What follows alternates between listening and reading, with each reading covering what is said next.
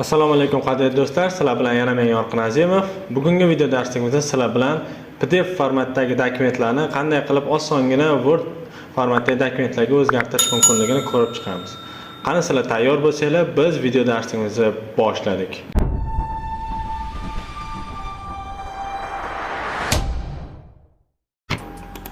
Buning uchun bizga birinchi navbatda FileReader programmasi kerak bo'ladi. Bu programmani beskluchovoy tekin versiyasini har doimgi men Telegram kanalimdan skachat olishingiz mumkin. Telegram kanalimga silkasini video ostida описаниеda qoldiraman. Tak, biza birinchi navbatda mana bunda ikkita PDF formatdagi dokumentni aylantirishimiz kerak. Mana uni ochib oldik. Bu PDF formatdagi dokument. Do'stimiz ozgina mana shunda birlikda ishlov olib berishni so'raganda, PDF bilasizlar, ishlov berish mumkin emas. Ishlov berishning boshqa yo'li bor mana. Bugungi video darsimizda ko'ra olasizlar. Saqlanib klik qilamiz. Dokument Microsoft Word'da bitta bosamiz. Bismillah. Рабочий стол. Topishim oson bo'lgani uchun рабочий stolga qo'yamiz.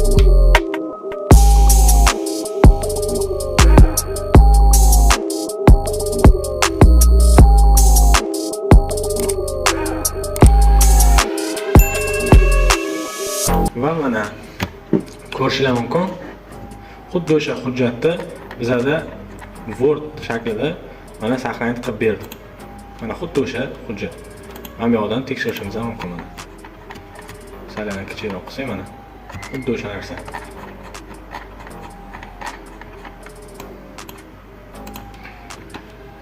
Bu mana unchalik qiyin emas. Osongina.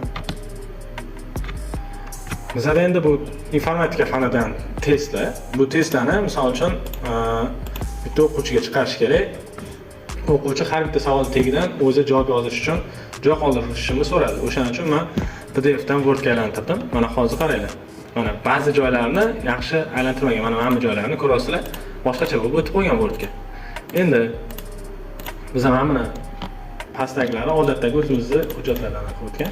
Mana pastroq ochib olamizda.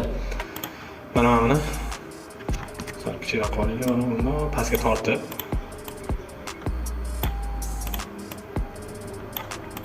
Mana bu buniki edi. Buniki edi.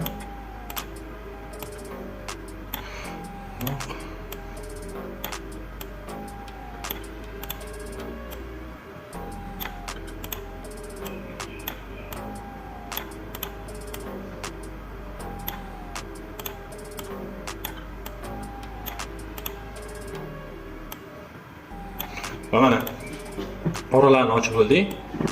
Endi mana har bir savol tagidan javob yozish uchun javob tashlaymiz. Shift bilan minus bosib tursak, mana bunaqa hozir. Shift bilan minus bosib tursak, mana bunaqa chiziqcha qoldiradi. Javob yozish uchun menimcha minimalniy shu chiqadi. Tashlasa yetadi.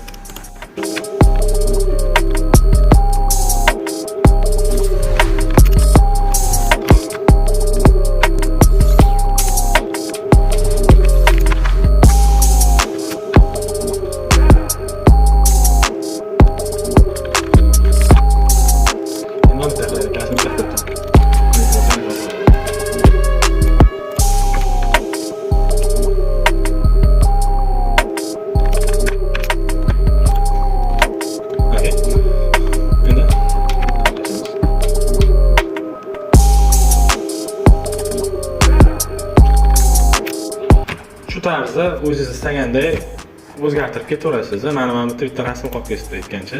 O'sha rasmni olishimiz kerak. Hozir buni saqlanib turaylik.